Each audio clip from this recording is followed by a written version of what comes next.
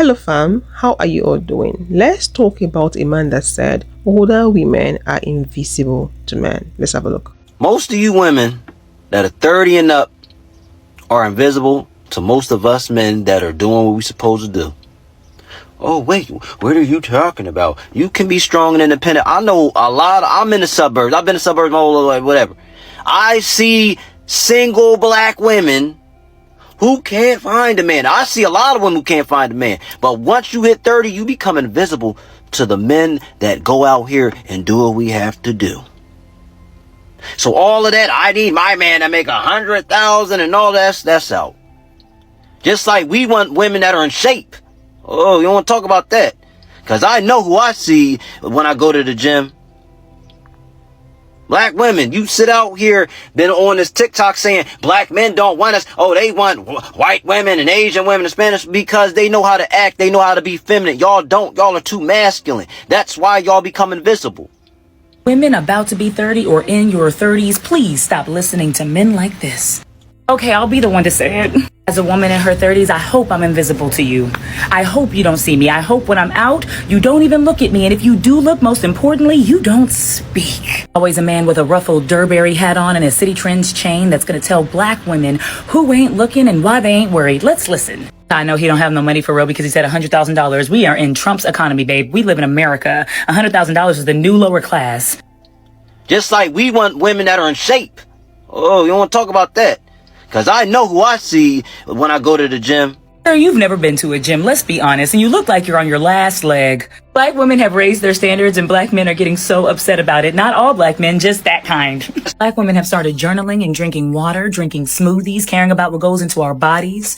We started meditating, and some of us are deep into shadow work and spirituality, and some of us are getting closer to God. Some of us are starting businesses. Some of us have been in business for 5-10 years and it's successful. And it's actually successful. Some of us are going back to school. Some of us are about to graduate. Can't speak for all of us, but all of us ain't worried about you or men like you or men that think like you. When you change your quality of life, your quality of men change. And when you raise your standards, you'll see that the men that can't reach those standards will become angry and they'll start to attack the very people that they claim they can't even see. If that ain't delusion, you see that a black woman is masculine and takes on some of the characteristics of men. It's because she had to be like that in order to survive in this world. That's hyper independence. And it's a trauma response to always being let down and having to rely on yourself, having to teach yourself, not having people around you to guide you. So we get there. It just takes us a little bit longer. But when you see a black woman that isn't living in survival mode,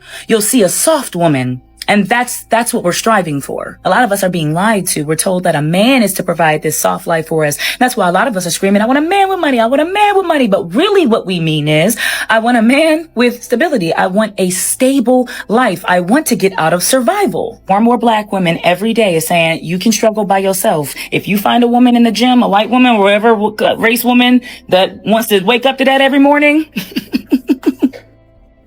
so be it, but you gotta leave the black women in their 30s out of it. Please, we want to be left out of the group chat. Please, I beg. This might be a just me thing, but I stopped listening to American men and started dating non-American men. And I know freedom. I know peace. I have seen the light.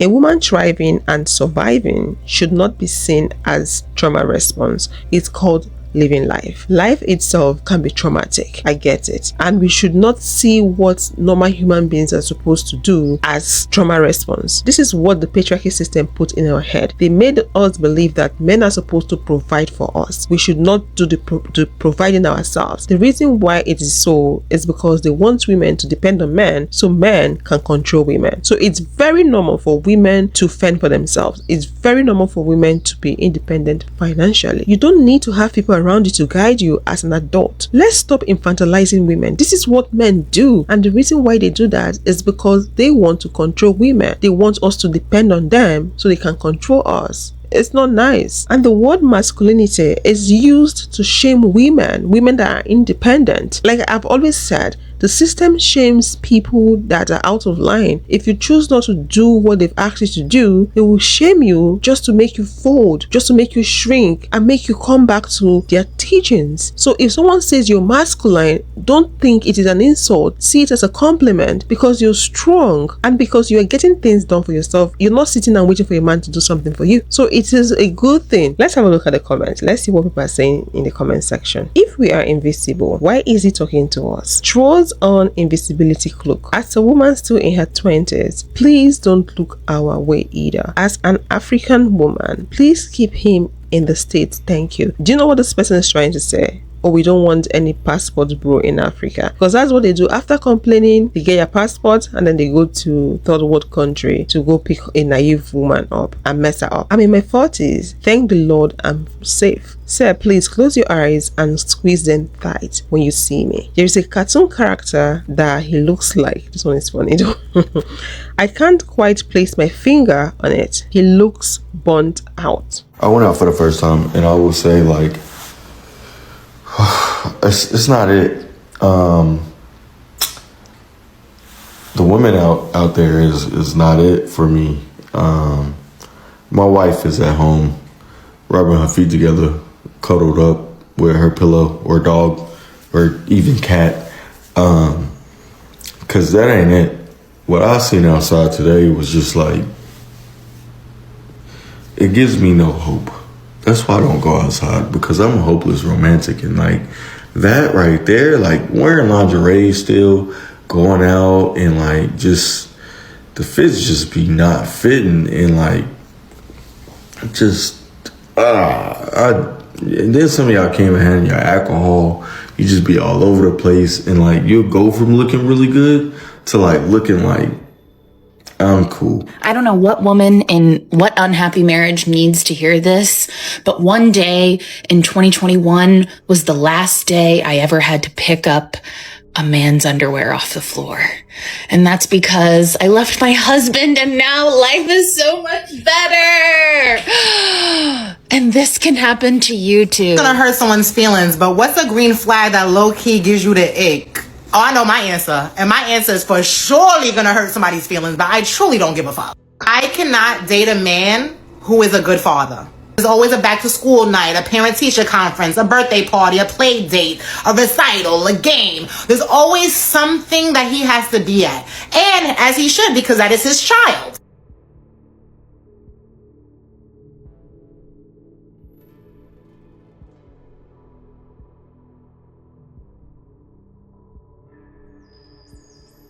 I'm finding it hard to take her seriously, not because of what she said, but because of the list she has. A good father does not equate a good husband. Although she did not speak about the man being a good husband, but she focused more on good father. Do you have any green flag in a man that is a turn off? I'm even thinking about it. Why should a green flag be a turn off? I don't know. Let's talk about it in the comment section. And why should a green flag be a turn off? What is more important in a man, financial stability or emotional stability? Emotional. Yes, definitely. Emotional stability. Emotional stability. Emotional. Emotional. Oh, she's thinking. Oh. She's thinking. Oh. Emotional? Okay. Emotional stability. Emotional stability is really important for me, and then we can figure out being financially stable. I like that. Yeah, I feel like emotional stability, because I think financial is, it's not that hard to get. A man who is not emotionally mature, you become mentally deranged. He will practically make you a witch. You will look like a mad woman. That's what it's going to make you. You begin to shout. You begin to manifest characters you didn't know you have.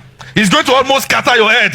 You look at him and say, I was not like this now. What are you turning me into? You married him. You manifest things you don't know you have. You become toxic. Every time you are seeing things in his bag, it's going to bring things from you that you will see yourself acting out things you never thought you could act out. A strange man can practically make you a mad woman. Look well before you leap. I just want to marry this year. Many things are happening this year. This year is my year. This is my season. These are not funny matters. These are serious matters. One of the signs you'll see in a man who is not emotionally mature is insecurity. Now, hold on. Insecure people are the first people to notice pride. They are the first to observe pride. Because when somebody is confident, it hurts their ego. They believe no woman should really have. But when a woman has money, she becomes proud. So they find a way to break you so they can control you. Break you with what? Say things that will hurt your feelings. Say things that will break your heart. Insecurity. How can she be any more than resign if you truly love me? Insecurity. Going through the comments, I noticed that some people in the comment section did not agree with what the women said. Some said those women were not being honest enough. Some even asked if they could date a broke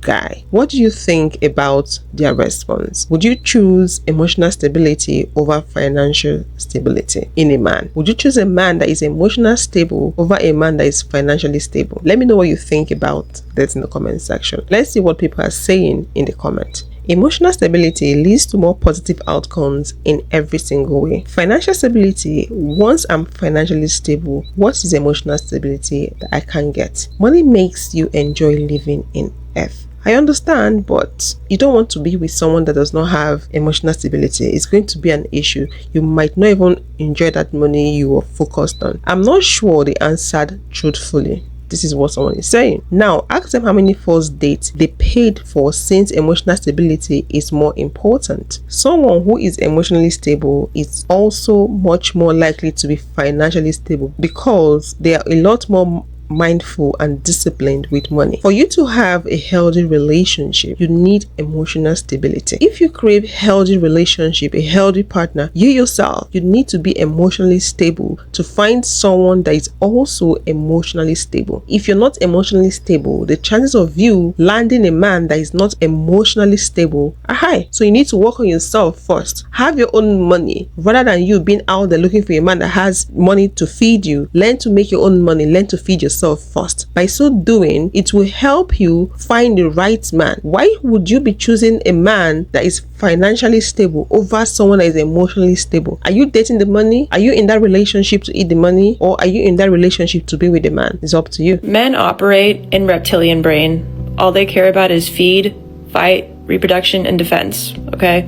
These are only the two bottom layers of Maslow's hierarchy of needs as human beings. Men are not accessing these other layers. The men's relationships are shallow. They have no sense of belonging. They don't know shit about their friends, but they know that they've known them for 10, 20 years because they're not real relationships. Surface level. Men need external validation from men. They also need external validation from success. So if they don't become successful, they self-implode. The way that they meet these needs in this patriarchal society is success, power, and dominance. We see how they're doing this, okay? Self-realization is like their purpose. They are being told that they are providers and protectors, and a lot of them cannot live up to this role, okay? This is not possible for all of them, especially now because women can provide for ourselves and we don't need this controlling system to dominate us. A lot of the men are lacking purpose. They are not reaching levels of success. This foundation was already fucked up. They don't make real friends. They are stuck down here. This is how they are operating. This is not safe for anyone. Look at those pyramids, you also see that women are meeting our own needs by ourselves now. Before, we literally had to go to the men for those needs. Some of them artificial, love and belonging. Women being educated, women making our own money, is getting us to safety and helping us meet our Maslow hierarchy of needs. Men, however, only operate in the bottom two layers because a lot of them don't make real friends. They're not being taught empathy and understanding. Because they're not getting women, they don't really care about the whole validation and making money and becoming successful. Like, there is no higher purpose for them. For a majority of history, the men were controlling all the resources and not giving women access to any of these basic survival needs. We literally had to go to men for them. Because of this, their power was rooted in women's dependency on them. Up the male loneliness. Also, this has happened historically. Whenever women get more access to resources, the men fall apart. It just shows you that the entire control system the men designed in order to make women go to them because they hoarded the resources and they stole them only benefited the men. Women pull out of the game, the men self-implode. In our current culture of masculinity, we have an accountability crisis. And most men are terrified of being accountable to one another. A lot of men conflate the word accountability with discipline, and they think discipline is punishment. So when we're thinking about accountability, something that might jump to our mind is, I'm accountable to my workout plan, and no matter how I feel, I'm gonna run those 10 miles, because if I don't, Goggins is in my ear calling me a bitch. And that's what discipline is, and so I'm gonna be accountable to my workout plan. Discipline does not always mean punishment. Discipline can also just be a feeling of self-confidence that is built through habituating anything. And it doesn't have to be painful, and doesn't have to be punishment. However, accountability to other human beings is an act and expression of care and love. And the reason why we're so scared, so terrified, so cowardly as a culture of masculinity is because we are so afraid of being abandoned by men.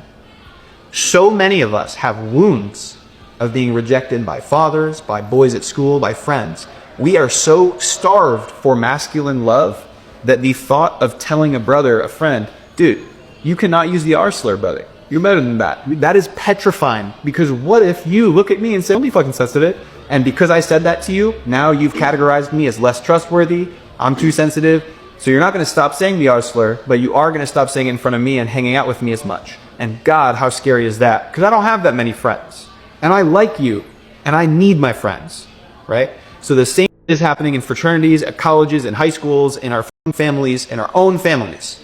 So few men are willing to speak out about the harm that the men we know do.